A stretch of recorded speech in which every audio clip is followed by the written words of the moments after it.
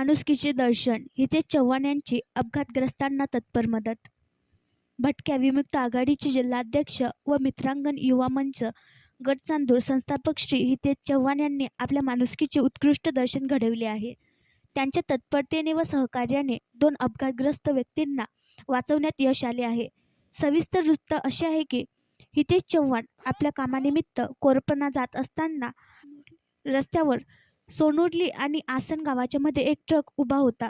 त्याचवेळी शिवाजी नरवड व कृष्णा नरवड दोघे राहणार पिटीगुडा तालुका जिवती जिल्हा चंद्रपूर या 2 मुलांनी उभ्या ट्रकला मागून धडक दिली। या भीषण अपघातात दोन्ही मुलं गंभीर जखमी झाली व रस्त्यावर पडली।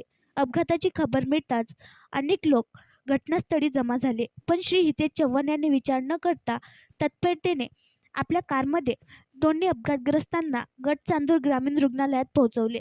गटचांदूर ग्रामीण रुग्णालयात दोघांवर प्रथमोपचार करण्यात आला आणि त्यांच्या प्रकृतीची गंभीरता लक्षात घेता त्यांना त्वरित चंद्रपूर येथे रेफर करण्यात आले। हितेश चव्हाण यांच्या या माणुसकीच्या कार्यामुळे दोघांचेही प्राण वाचले। या प्रसंगामुळे हितेश चव्हाण यांची माणुसकी आणि तत्परता संपूर्ण समाजासाठी एक आदर्श ठरले आहे।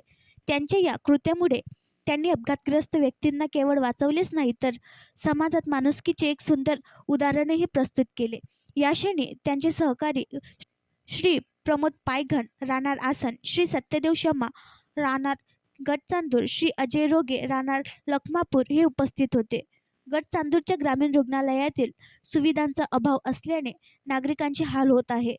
गटचांदूर येथील ग्रामीण रुग्णालयात आवश्यक त्या सुविधा नसल्यामुळे अभाव असल्याने नागरिकांचे हाल होत आहे। गटचांदूर येथील ग्रामीण रुग्णालयात आवश्यक त्या सुविधा नसल्यामुळे नागरिकांना नाहक त्रास सहन करावा लागत आहे।